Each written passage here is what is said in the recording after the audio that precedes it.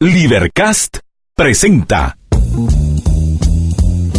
una producción de Libertópolis, donde nuestra misión es promover un mundo de personas libres y responsables en búsqueda de su felicidad. Creamos valor innovando, analizando y transmitiendo información e ideas. Día a día encontrarás los episodios de las emisiones correspondientes a nuestros programas. Contravía, todo a pulmón. Contravía por la tarde, más negocios y Liberviernes.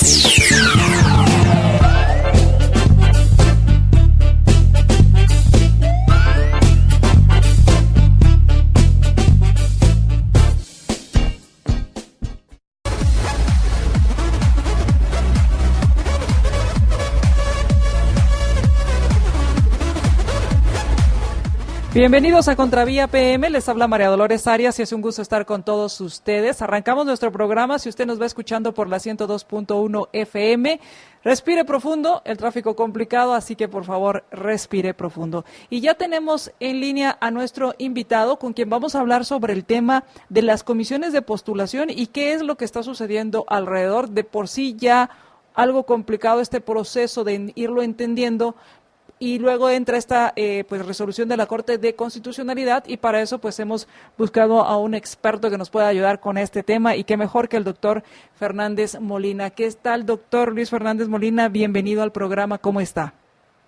Muchas gracias, María Dolores, y un saludo a usted y a toda la amplia e inteligente audiencia de Libertópolis. Muchísimas gracias por haber aceptado nuestra llamada y me gustaría que nos explicara qué es lo que está sucediendo, porque por un lado fuimos entendiendo el proceso de las comisiones de postulación, que si bien es cierto no son las ideales, pues es la que hay y hay que tratar de hacer lo mejor posible con esto.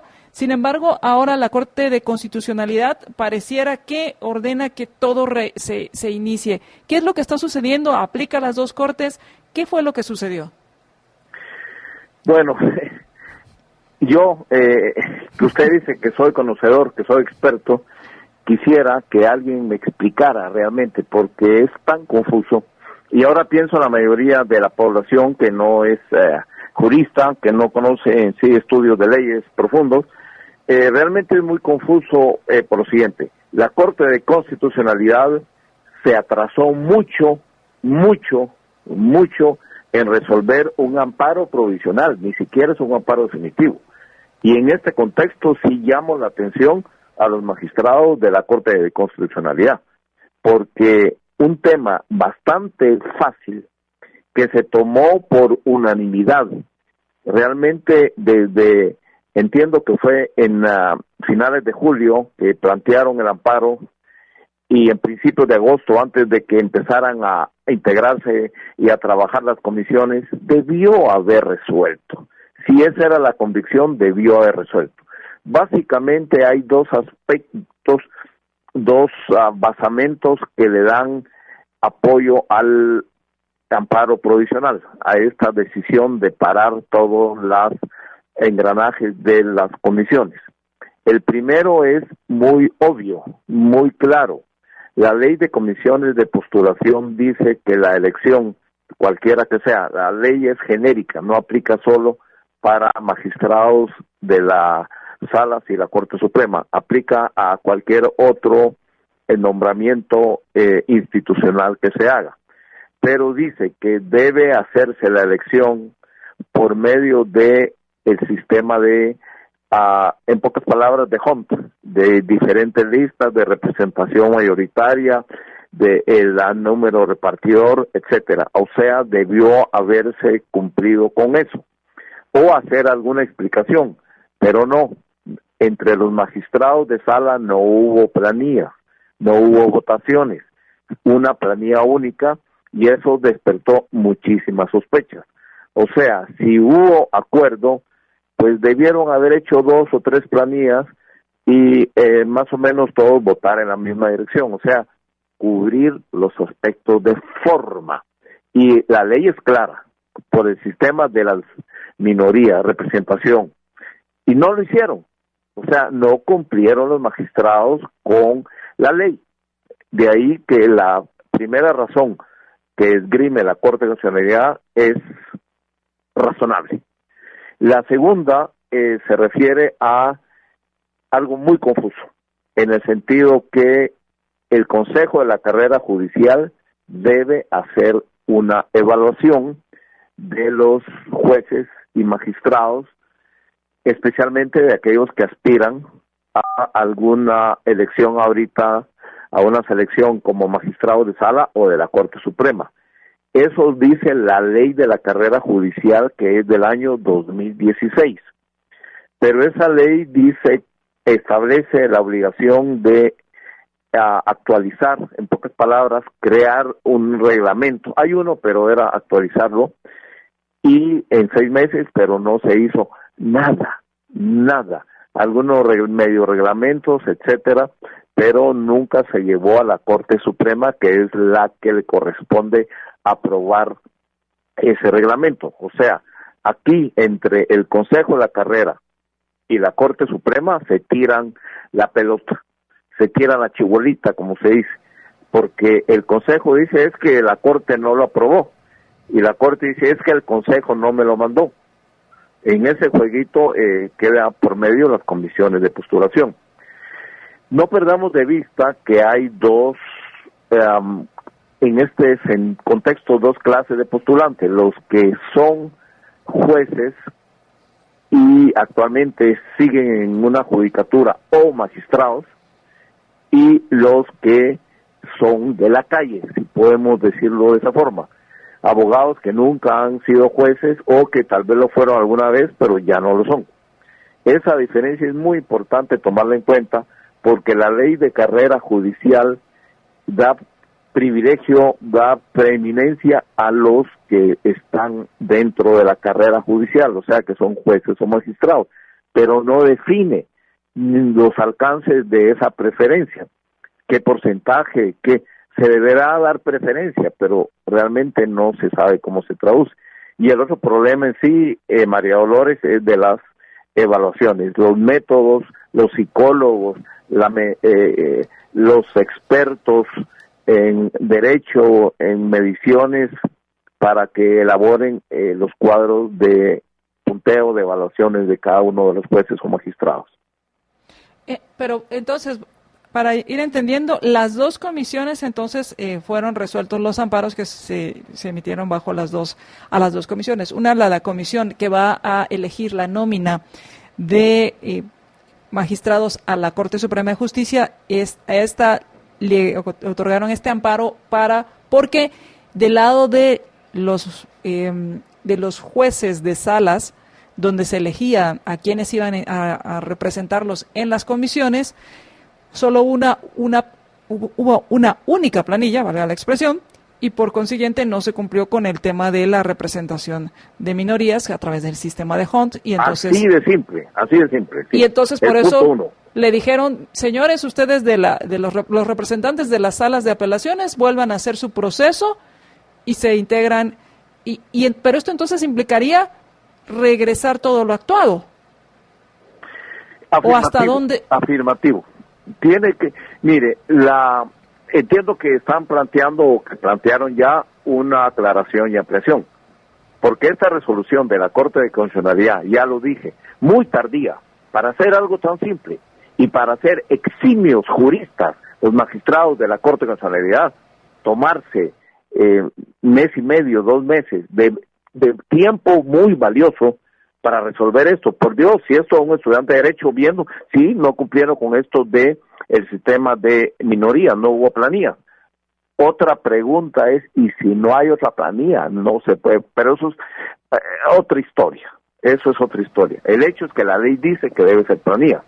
Entonces, a lo que voy, es muy confusa la resolución, por eso merece una aclaración y ampliación. Miren, señores de la CC, ¿qué es lo que me están diciendo? Que hay que empezar de cero, porque por un lado da a entender que empiecen cero y por otro que retomen con lo que ya iniciado.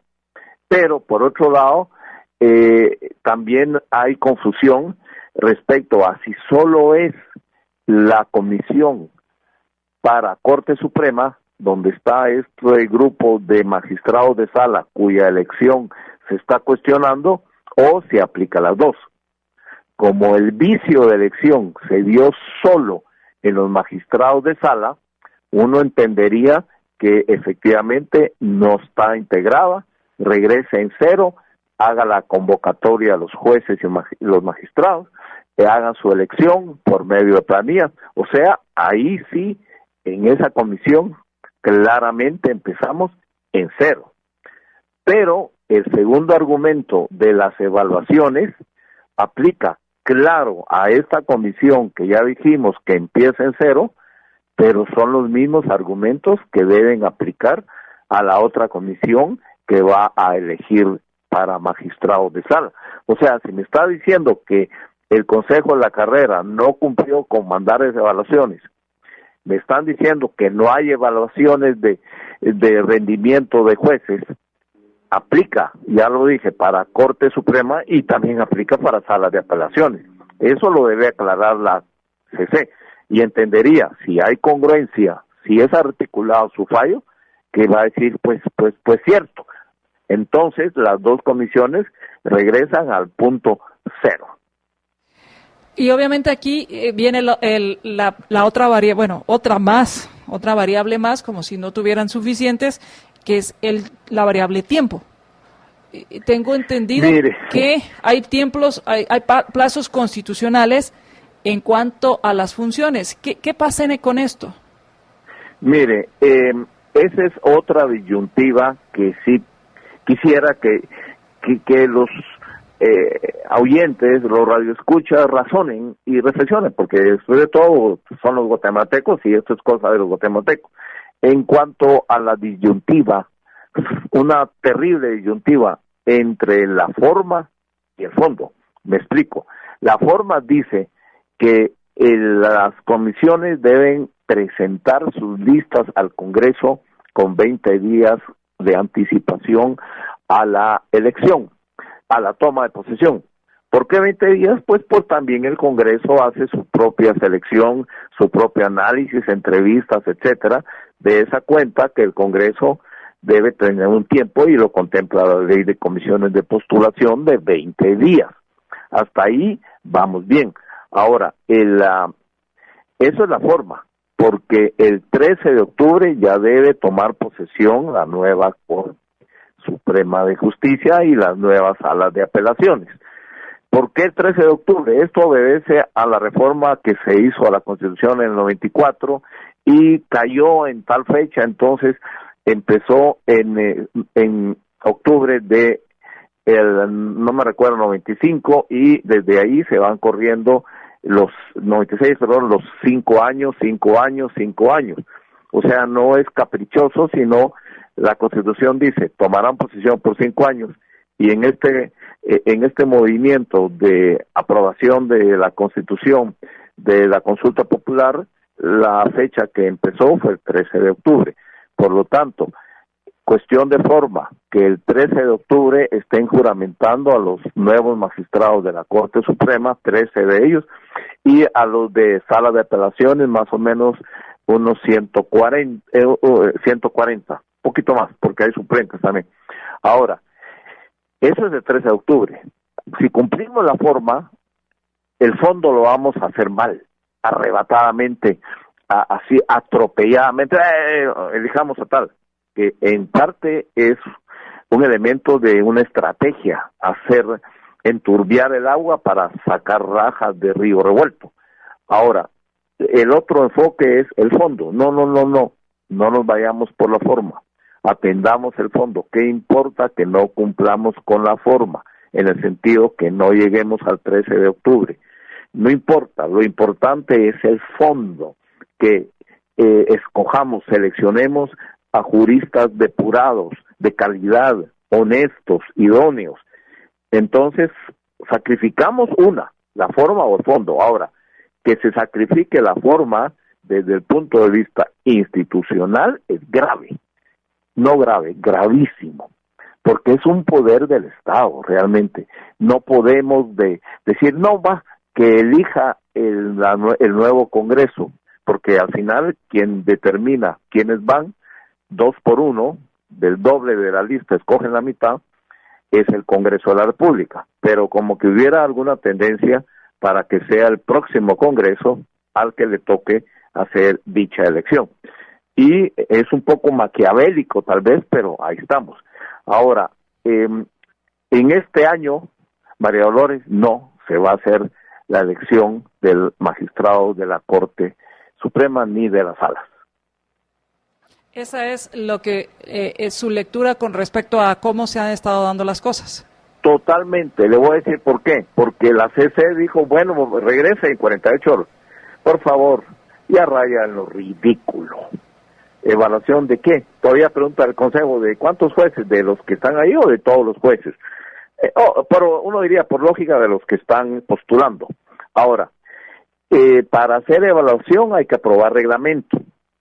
Es que no hay reglamento, y aquí regreso al ping-pong entre la Corte Suprema y el Consejo. No hay reglamento. Bueno, hagamos un reglamento, pero sin aspectos financieros. Es la brillante idea que se les está ocurriendo. O sea, hagamos un reglamento completo solo para taparle el ojo al macho. Hagámoslo, está bien. Pero ese reglamento va a ser sujeto de inconstitucionalidades, porque las tiene, o de amparos, porque la propia ley es indefinida y tiene pasajes confusos. Con mayor razón el desarrollo del reglamento. O sea, no creamos que en una semana emiten el reglamento y se publica en el diario oficial y ya está. No es tan sencillo.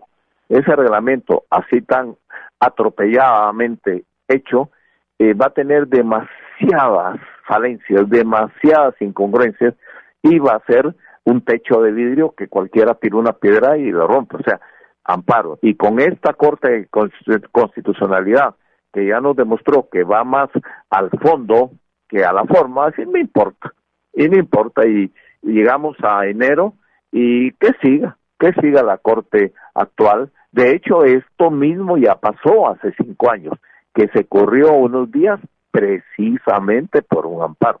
O sea, María Dolores, mi lectura es en lo que cabe, porque hay una oscuridad y una neblina realmente preocupante, pero no va a haber elección ahorita. Y que la CC sea más lista, pues poner 48 horas, si hay que elaborar un reglamento, aprobarlo, unanimidad, publicarlo, que no existan impugnaciones, que las va a haber. Realmente es muy preocupante, María Dolores. Pues muchísimas gracias, doctor, por habernos ayudado a ir entendiendo, y obviamente pues lo vamos a seguir llamando porque pues esto va para largo. Pues según la Constitucionalidad va para muy largo, lamentablemente. Es algo que se debe reformar también en la próxima Constitución. Ya se ha hablado de las comisiones de postulación, pero ese horizonte ilimitado que tiene la Corte de Constitucionalidad realmente se debe analizar, se debe medir, porque de hecho ellos enmiendan la Constitución. Muchas gracias a usted, María Dolores, y su amplia audiencia, y pues nos seguimos comunicando. Muchísimas gracias. Platicábamos con el doctor Fernández Molina, el doctor Luis Fernández Molina, con respecto a las resoluciones, a los amparos que otorgó la Corte de Constitucionalidad con respecto a las comisiones de postulación. Vamos al corte, y cuando regresemos vamos a hablar acerca de la conflictividad en el país y de la más reciente conflictividad. Esto fue en Nahualá, en el cual pues la hostilidad y bueno, esta conflictividad deja 4 fallecidos como saldo. Vamos al corte, regresamos.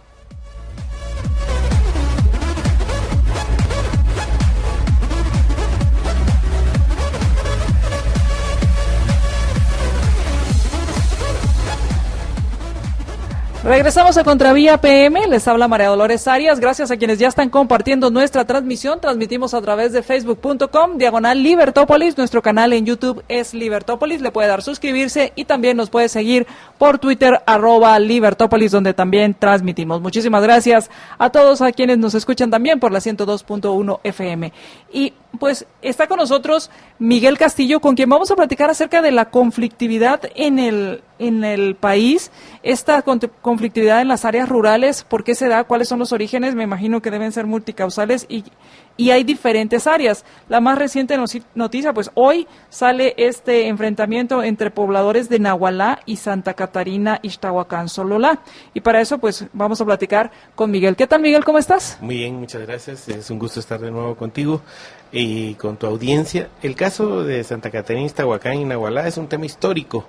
Hace muchos años hay como dos versiones, uno que pareciera más real y otro que es más bien leyenda, ¿no? El primero es que Santa Catarina en algún momento dado perteneció a Nahualá, pero como se hacían desmembraciones, digamos, se creaban nuevos municipios, quizás creo que fue a inicios de este siglo, del siglo pasado, perdón, se creaban municipios a partir de de desmembrarlo de otros, y creo que como ocurrió y sigue ocurriendo en muchísimos casos, digamos, los linderos no fueron bien establecidos. Y bueno, uno diría, bueno, y si son simplemente linderos municipales, ¿a quién afecta? En realidad no es solamente eso, sino que muchas veces, digamos, las tierras en esta zona del país eran comunales. Entonces, la tierra, digamos, era muy importante porque al pertenecer el municipio, digamos, las autoridades del nuevo municipio eran quienes daban la tierra para realizar siembra. Entonces, tener más o menos tierra era muy importante porque de eso dependía, digamos, y en alguna medida sigue dependiendo las áreas de cosecha, digamos. Pero como otra vez, muchas veces esta situación no fue claramente establecido, los linderos se quedaron a medias, no se formalizó este tipo de situaciones y con el tiempo fueron, digamos, generando crisis. La crisis es por tener tierra para poder realizar actividades agrícolas, ¿verdad? Interesantes, insisto, este es un fenómeno que tendrá más de 100 años este siglo, pero lo increíble es que el Estado, pese a todo, no ha podido solucionarlo, a pesar de múltiples intervenciones a través del tiempo, con sus instancias de diálogo, los fondos que han estado ahí, de decir, no hay una manera de solucionar este tema y darle una respuesta definitiva a estas inquietudes. Y lo terrible es que, como sucedió ayer, vemos, más personas siguen muriendo por cuestiones que parecieran ser hasta absurdas, ¿verdad? Al final, o sea, se han hecho intentos, ha habido como apaciguamiento, pero al final no pasa de como un apaciguamiento y esperar a cuando vuelva a brotar otra sí, porque conflicto. Los aspectos de fondo no se solucionan. Digamos, las soluciones que se han dado hasta ahora son, digamos, pactos de no agresión, imagínate, o actas donde se dice que no va a haber disputas violentas y todo, pero ya en el día a día las instituciones se desaparecen, ya no vuelven a estar ahí y los problemas siguen latentes. Este caso, digamos que no es no es el caso de una hidroeléctrica, una minera o algo, denota hasta dónde la conflictividad está presente en el país y que tiene enormes facetas que siguen siendo desatendidas, ¿no? Y, por ejemplo, en Semuy 2, ¿qué fue lo que pasó? Bueno, como siempre hay múltiples versiones. Creo que algo importante es recordar los aspectos históricos, porque son los que permiten definir qué fue lo que, digamos, por qué se llega a circunstancias como la de hace 2 semanas. Semuy 2 es una comunidad ubicada en la parte sur del Valle del Polochic, una comunidad que, bueno, no podríamos llamar ni comunidad, hasta 1998 había unas 5 o 6 familias en esta área. En el 98. En el 98. Estamos hablando. Y luego, digamos, de ahí empieza a poblarse, igual que otras comunidades en la zona del Estor, cuando se da una crisis muy fuerte en los precios del café. Entonces, en zonas muy cafetaleras, como Tucurú, Tamaú, Senaú, en la parte alta del valle, cuando las personas se quedan sin trabajo porque el café entra en crisis, estas personas empiezan a bajar hacia la parte plana del valle del Polochic, tanto en la parte norte, digamos, que es donde está la cabecera municipal, como del lado sur, que es totalmente del otro lado del lago. Entonces estas poblaciones empiezan a crecer, atraídas por 2 factores. Lo primero era que empieza en esta zona, digamos, las plantaciones de palma africana.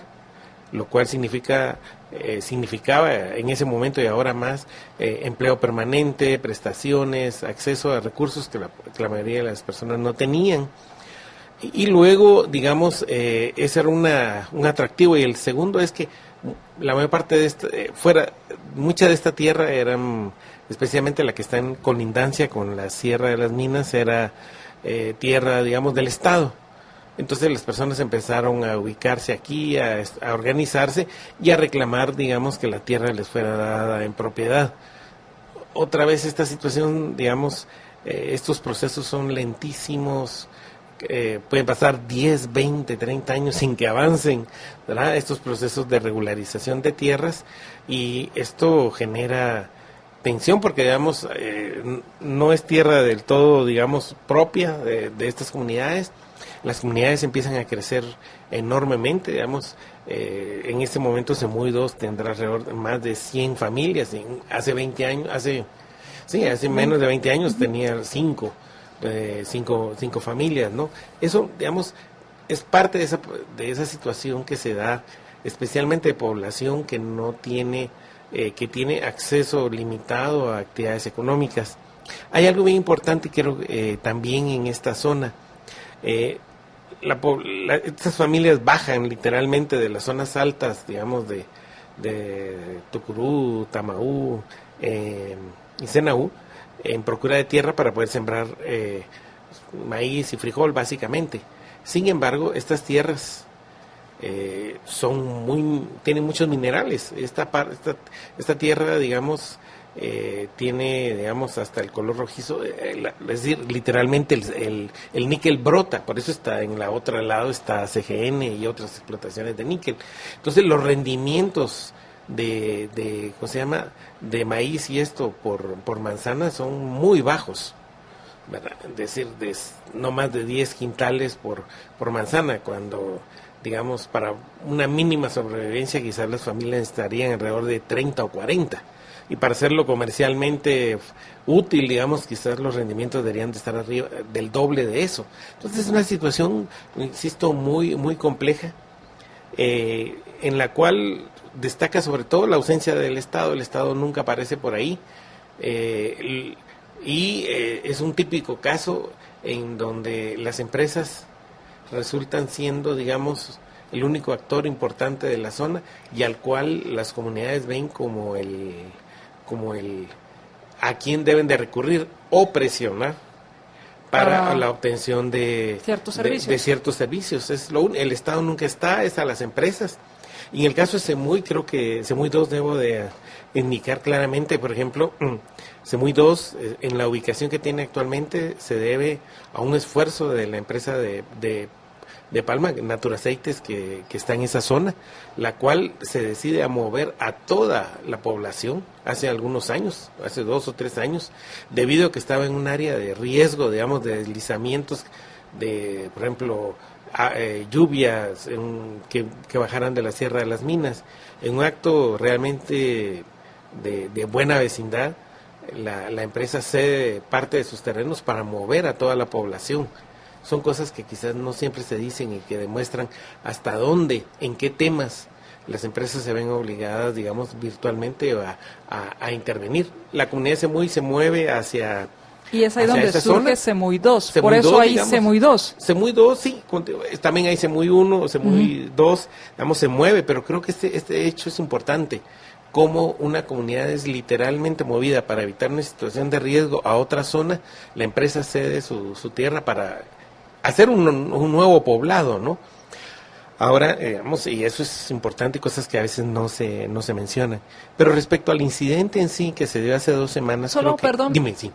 ¿De qué viven? ¿Cuál es la actividad económica? Si me estás diciendo que las tierras, y no sé si en esto aplica igual, las tierras son ricas en minerales, pero pobres para la siembra. ¿De qué vive? ¿Cuál es la actividad económica de esta población? Acá viene lo terrible.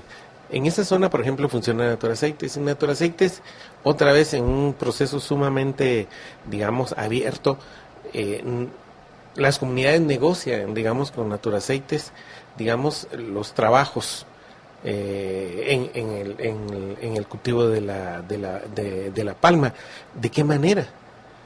digamos, las comunidades a través de sus COCODES, digamos, están distribuidas, ellas mismas literalmente se han distribuido el trabajo por periodos de 4 meses. Es decir, para cierto número de comunidades, para que sí, tenga la mayoría la oportunidad de cierto trabajar, se divide en 4 meses. Por comunidades viene, ¿verdad? Y deciden quiénes van a ir a trabajar a la empresa de Palma por periodos de 4 meses, porque es en el cual es el único periodo en el cual tienen, digamos, acceso a dinero, y ese dinero, digamos, les tiene que servir para sobrevivir el resto del tiempo, porque los rendimientos de la tierra son tan malos, digamos, que la siembra propia no tiene sentido. Imagínense, digamos, digamos cómo empresas como Naturaceites en esta zona empiezan a ser virtualmente el centro de la vida de todo el mundo, porque las comunidades se organizan ellas mismas para en periodos de 4 meses estar, digamos, estar trabajando para la empresa. Trabajan en unas comunidades 4 meses, salen, entran otras. Hay que destacar otro aspecto. Todas las personas contratadas lo hacen con el pago de sus prestaciones, salario mínimo, es decir, es impresionante cómo, digamos, son periodos cortos, alguien diría solo los contratan por 4 meses para no pagarles sus prestaciones. No, esto no es así. Digamos, todas las personas, esto es tienen sus prestaciones y todo, y las comunidades son parte de este proceso. Entonces, imagínate, solo 4 meses tener acceso, y los otros 8 meses hay que ganarse la vida como se pueda. ¿Qué creo que sucedió? Yo conozco la zona, digamos, por esa misma situación de pobreza. No es que lo avale, pero quisiera que se entendiera. Yo creo que una parte de la comunidad de Semuy, algunas familias y todo, obviamente, digamos, buscaron la manera de dedicarse a otras actividades, ¿verdad? Lícitas o no, digamos, eso es otro aspecto, pero como son zonas sumamente inhóspitas, imagínense en las laderas de la Sierra de las Minas, la impresión que yo tengo es de que algunas familias pues estaban dedicadas al cultivo de marihuana. Digamos, porque como no hay Estado, ahí no hay nada, digamos, y no hay otras actividades, pues es muy probable que esto haya sucedido. Pareciera ser que los soldados, sin querer, digamos, quizás descubrieron subieron, digamos, hasta la zona donde estaban los cultivos, y cuando bajaron, fueron recibidos no por la comunidad, sino por las personas que estaban dedicadas a esta actividad, y quienes creo que fueron los que causaron los incidentes. Pero digo, creo que es importante, digamos, destacar el hecho de la acción violenta que se da ahí, pero creo que debemos de entender el contexto en el cual esta situación se produce, no para justificar ni mucho menos, sí, pero sí para entender las condiciones de precariedad que se vive, ¿verdad? En una zona donde el Estado aparece ahora por medio de un estado de sitio, digamos, que va a durar unas cuantas semanas o meses, y luego lo más probable es que vuelva a desaparecer y el orden de los factores vuelva a ser el mismo de antes. Y el otro reacomodo. Para darnos una idea, estamos hablando aproximadamente de unas 100 familias. ¿Cuáles son los servicios que hay en esta comunidad, Miguel? ¿Tienen escuela? ¿Tienen un centro médico? Hay servicios de energía eléctrica, de cobertura de telefonía. ¿Qué es lo que hay? Virtualmente nada. Lo único que hay es, digamos, la salud básicamente la presta la misma empresa. Okay. Creo que en algún momento en las noticias se destacó que los heridos fueron sacados en la ambulancia de la empresa. Naturaceites tiene una ambulancia que es muy famosa en la zona porque funciona a las 24 horas del día. Tiene, digamos, personal asignado a las 24 horas, porque la ambulancia en Naturaceites es la diferencia entre la vida y la muerte para numerosas personas. Si no mal recuerdo, esa ambulancia recorría 300 kilómetros diarios, yendo a las comunidades, llevando a personas enfermas, a mujeres que están a punto de dar a luz. Es decir, el centro de funcionamiento, digamos, de salud más equipado que existe es el que tiene la empresa. Y que no es solo para sus trabajadores, sino que es virtualmente el único centro que atiende a todas las comunidades. Las escuelas... ¿Qué tan cerca está un centro de salud público a cargo del gobierno? Bueno, para llevarlo a un lugar donde valga la pena atender a una persona de estas comunidades, habría que llevarlo hasta Morales, en Izabal. Y si son casos mucho más serios, ¿verdad?, es de llevarlos hasta Puerto Barrios. Imagínate. ¿Estamos hablando de cuánto tiempo? Horas, 3, 4, 5 horas. ¿Verdad? Sí, si vas en vehículo. Si vas en vehículo y en la única ambulancia que existe en la zona, ¿no? Uh-huh. Entonces, otra presencia del Estado es, como es tradicional en casi todo el país, es educación. Hay escuelas. Uh-huh. Escuelas que funcionan porque, bueno, el gobierno más o menos le paga a los maestros, ¿verdad? Pero del resto de cosas... ¿Hasta qué? Básico, primaria. Primaria, hay algunas, sí, básicamente es primaria, creo que 1 o 2 institutos de telesecundaria, digamos, pero debemos de entender también que el mantenimiento de las escuelas usualmente corre por la misma empresa, ¿verdad? Digamos, ¿a quién más las personas, las comunidades recurren porque se arruinaron las láminas, porque hay que hacer mejoras en circular el área? Es decir, realmente es otro de esos grandes temas en los cuales una empresa como Naturaceites se ve literalmente asediada, digamos, para atender esta digamos, a las comunidades.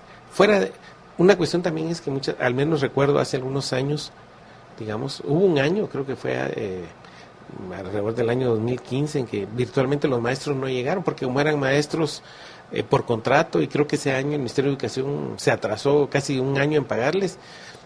Me recuerdo que virtualmente ese año no hubo clases. Y así, no hubo clases, pero igual después cobraron. Sí, cobraron, pero digamos, no pero mientras tanto simplemente no hubo un año perdido en la zona. Simplemente la educación ese año no llegó, digamos, ¿verdad? O sea, hay casos extremos, me recuerdo más de una comunidad que, aunque no lo crea la audiencia, llegaban, lo que hacían era que los maestros llegaban los lunes, los encerraban y los soltaban así hasta el viernes, con tal de que dieran clases, ¿verdad? Es decir, esas son las realidades que vive el país en muchas de estas zonas, ¿verdad? Y que no salen a luz y que no se entienden. En materia de seguridad, hasta hace 1 o 2 años la policía y el ejército no llegaba. Y otra vez voy a mencionar esta situación. Cuando llega ahí, digamos, no llegan, digamos, con todos los recursos. Cuando usualmente aparece la policía o algo, al primero que recurren otra vez es a Naturaceites para decirle, miren, necesitamos hospedaje, nos pueden dar comida, tendrán gasolina que nos puedan dar. Yo me recuerdo haber estado un momento hace muchos años ahí en que las mismas, digamos, no lanchas, sino estas ya naves más grandes de la Marina de Guerra llegaban ahí a repostar combustible porque ellos no tenían. Entonces, hasta eso, digamos, para que llegara la seguridad, digamos, tenía también que intervenir la empresa privada. Y entonces es las empresas privadas las que las que se han vuelto estos proveedores de servicios y de uh-huh. forma que las comunidades los ven a ellos como sí. el proveedor de estos servicios. Sí. Y es ahí donde mucho, digamos, quizás esto representa quizás la zona del Polochic, la tragedia que provoca la conflictividad. En esa zona estuvo funcionando y era el otro, digamos, gran empleador, era el ingenio Chavilutzaj, que operó algunos años en la zona, ¿verdad?, con una gran cantidad de empleos formales, pero que la conflictividad hizo que se fuera, precisamente desapareciera el ingenio, hizo imposible mantener las operaciones y el ingenio desapareció. Y hoy, en esa zona, en esas grandes extensiones de tierra que en un día hubo caña de azúcar, hoy solo quedan algunas familias que ven unas condiciones de una precariedad que quizás nadie tiene idea. Una actividad económica. Pueden imaginarse, digamos, en municipios como Panzós, que un día a otro desaparezcan 3,000 empleos formales. Imagínense el impacto que eso tuvo y sigue teniendo en esta zona. Es decir, esas poblaciones jamás se recuperan de una situación, pero esa conflictividad creada, ¿verdad?, desde una perspectiva ideológica, digamos, ha dañado tanto a la zona. Y finalmente hace algunas semanas o meses en que CGN también, por una decisión de la Corte de Constitucionalidad, deja de operar. Quisiera que todos imagináramos el impacto, digamos, que tiene, digamos, la ausencia de Estado, pero sobre todo esta irracionalidad con que muchos grupos operan, ¿verdad?, que en aras de una visión ideológica, de un modelo social que, digamos... vivir del conflicto. O vivir del conflicto, terminan afectando a miles de personas, ¿verdad? que pierden sus empleos, que no tienen acceso a esas posibilidades. Eso creo que es lo que, de todos estos temas, es lo que menos se habla, ¿no? Vamos a ir al corte y cuando regresemos me gustaría entonces que hablemos acerca de, bajo este panorama, cuáles son las opciones que tiene la gente que vive ahí, porque por un lado veo esta conflictividad que tú llamas la ideológica, y que yo creería que la ideológica es la excusa para vivir de la pobreza, vivir de los pobres.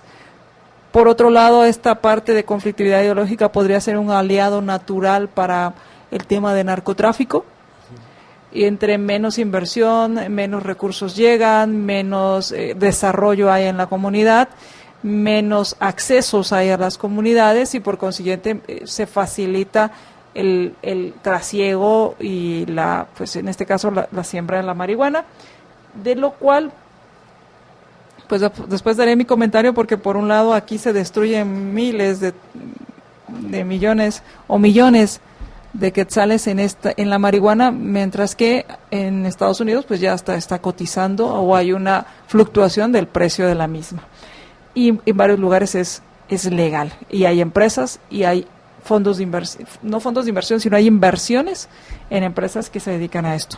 Vamos a ir al corte y cuando regresemos entonces hablemos de esta conflictividad y a quiénes beneficia esta conflictividad, porque me queda claro que a las personas que viven ahí son las menos beneficiadas, salvo algunos grupos que se sirven de aliados a estas personas que se benefician de la conflictividad. Vamos al corte y regresamos.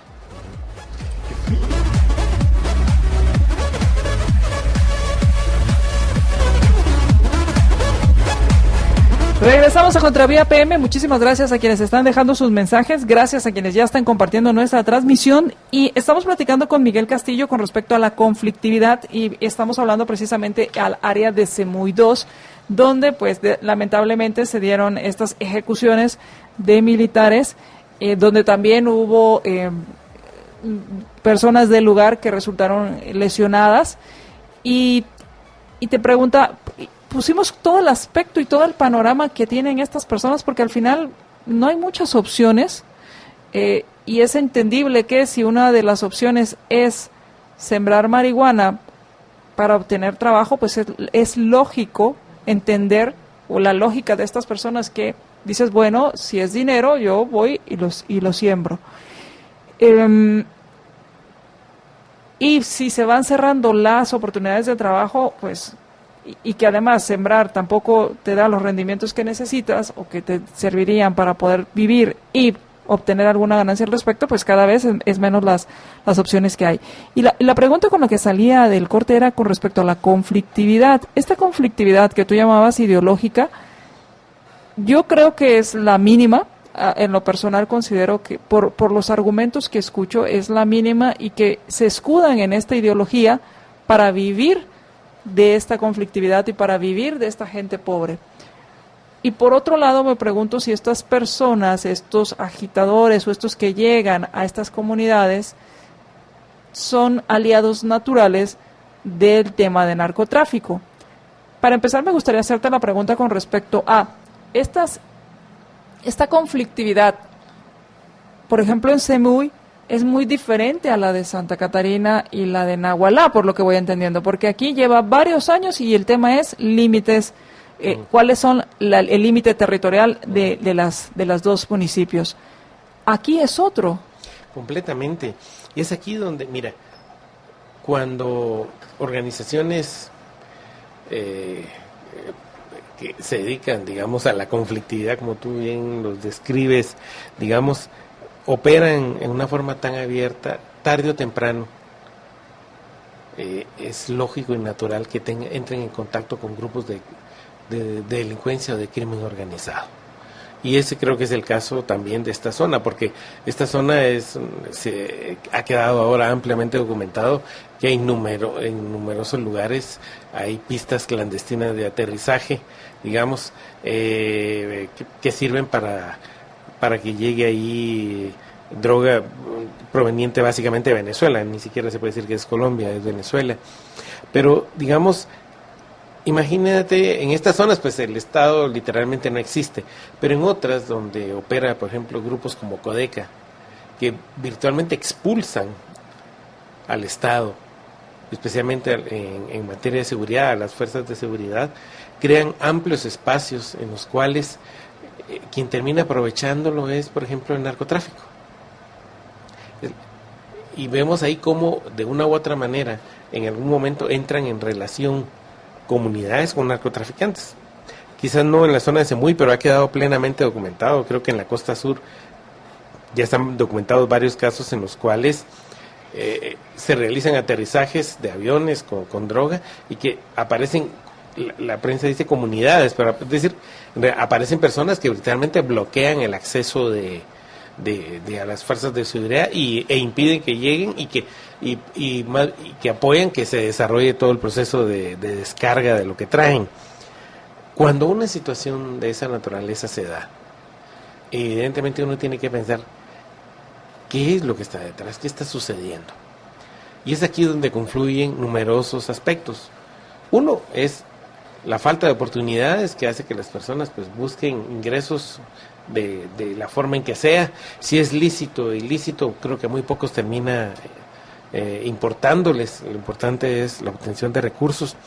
Y por el otro lado es cómo estos grupos de crimen organizado se aprovechan, digamos, de organizaciones de estas que fomentan la llamada conflictividad.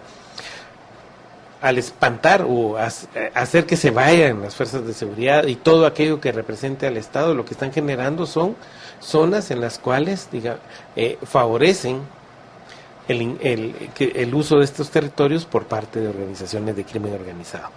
Entonces son de esas cuestiones que tampoco se hablan mucho, pero que en la vida diaria del país se están dando. Como estos grupos que fomentan la conflictividad terminan abriéndole el espacio a otros grupos que se dedican a otras actividades, porque en última instancia a ambos les interesa la ausencia del Estado. Claro, ambos están interesados en que no haya esta presencia de Estado que haga que se respete la ley, que se respete la vida, la propiedad. Ahora, cuando decimos comunidades, por lo general no es toda la comunidad. Siempre sucede, y me imagino, y fueron historias que surgieron de Semuy 2, donde había grupos que estaban apoyando a estos grupos criminales versus otros que no estaban de acuerdo con estas actividades. Esto me imagino que también genera fricciones dentro de la misma comunidad en cuanto a la postura de estas personas. Sí, obviamente, y decir, no solo por este tema, imaginemos, son zonas donde, el crecimiento de la población es quizás del doble de la tasa nacional. Digamos, en el caso de Naturaceites, me recuerdo los últimos datos que tuve acceso, era que por cada puesto de trabajo que ellos tenían, digamos, había alrededor de 15 demandantes. Y uno dice, ¿y por qué?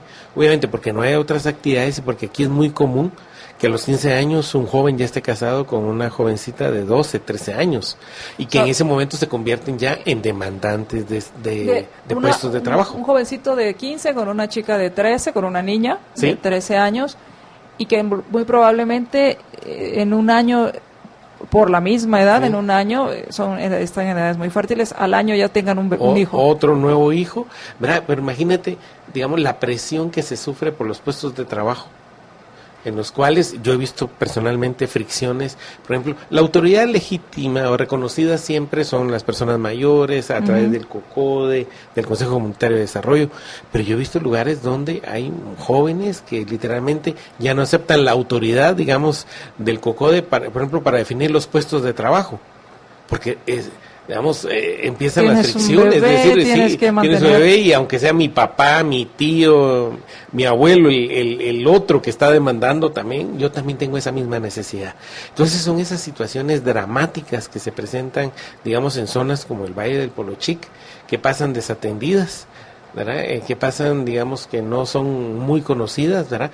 Pero que son ejemplo de la precariedad, digamos, que se vive en el país y sobre todo de la inefectividad que tiene un Estado que gasta cada vez más en funcionamiento y muy poco en inversión.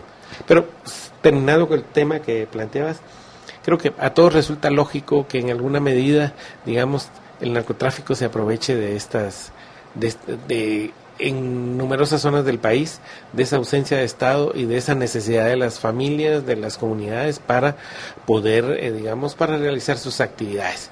Recordemos que el narcotráfico a través de Centroamérica y de Guatemala, primero fue por tierra, luego esto fue controlado, después fue muy famoso el que se hacía por mar, especialmente por el Pacífico, pero los Estados Unidos han controlado mucho de esto y pareciera ser que ahora se volvió, digamos, a aquella época que está muy pintada en películas y todo, ¿verdad? Del Señor de los Cielos y todo. Hemos vuelto a la época de que el narcotráfico está usando cada vez más la vía aérea y en países como el nuestro, donde virtualmente están digamos, zonas extensas del país sin presencia del Estado, ¿verdad? Están siendo utilizadas, digamos, para estas actividades.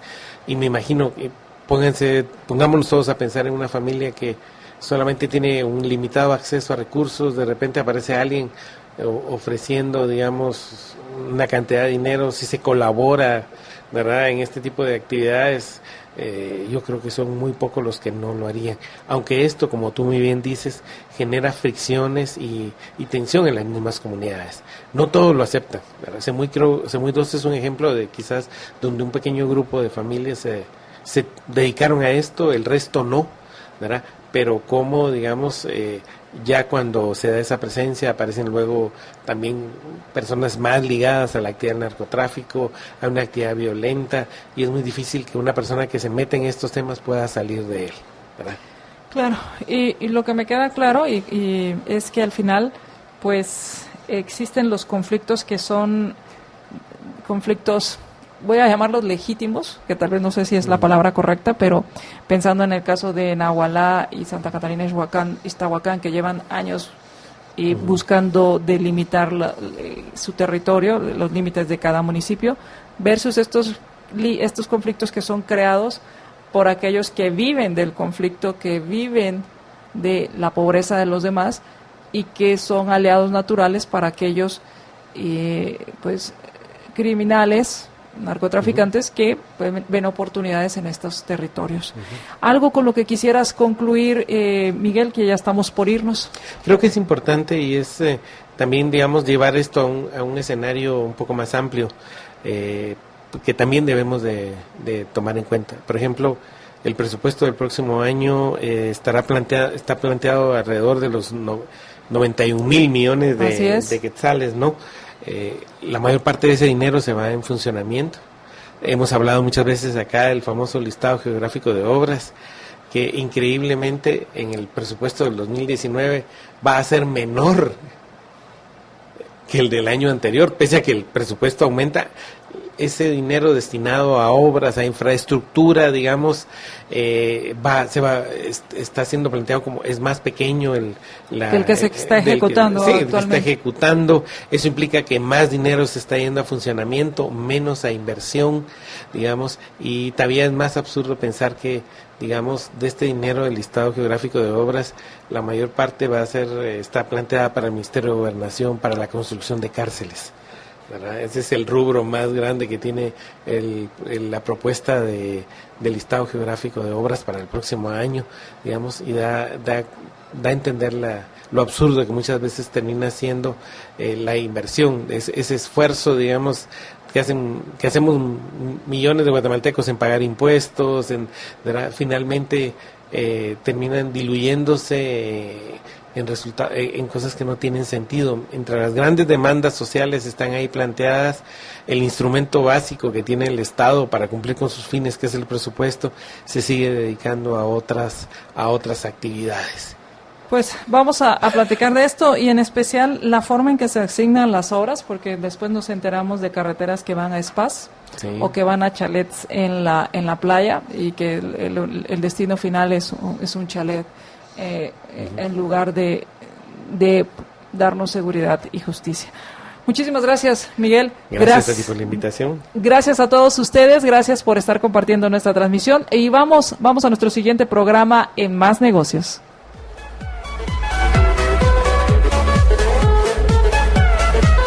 Libercast presentó una producción de Libertópolis.